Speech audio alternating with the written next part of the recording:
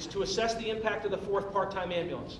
As I said earlier, 24/7, the city currently operates 3 ambulances. There's a 4th ambulance in for peak time. We think there is still the need to at least look at a 5th ambulance. We think, Kathy did some financial analysis, we think that 5th ambulance can pay for itself. That ambulance will pick up calls that the city is currently missing and given away to private ambulance services now. So we think that that ambulance can more than cover their costs. So we think there ought to be an additional ambulance, or at least looked at. If private ambulances continue to provide service in the ambulance, anybody think they're coming to New Bedford for free? No, they're not. They're here making money. So if the city decides to continue to use private ambulance, or if it's necessary to continue to use private ambulance, we're recommending the city look at a franchise fee for those ambulances. So if a private ambulance is transporting someone to New Bedford, they should be paying some sort of contribution to the system in New Bedford.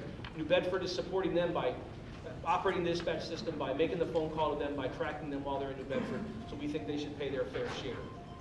We think the revenue opportunity for the 5th ambulance is in the area of $500,000 net per year. So that's revenue in excess of direct operating costs.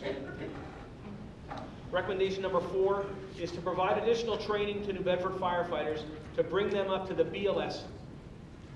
Oh, I'm sorry. The public television has asked us, if you have your phone on in the room, to shut your phone off because it interferes with the electric signal. How's that? Very good, thank you. All right. So we're recommending that the level of training for firefighters be increased. Some New Bedford firefighters are already EMTs, emergency medical technicians. That's the middle level of training. Some New Bedford firefighters and fire officers are paramedics, the highest level of training, but they don't have the equipment or the authorization really to use those skills while they're on duty. So we recommend over time that firefighters be trained to the EMT level, to the middle level of training. That'll allow firefighters to provide more service to their customers. It'll also allow firefighters and fire engines to respond alone on some types of EMS calls. And that's a balancing act on the deployment model. If it's found that 8 times out of 10 that a fire engine goes by itself on a difficulty breathing call, then the system would probably adjust to add an ambulance to those types of calls if the system finds that that's happening more often, but that'll take data.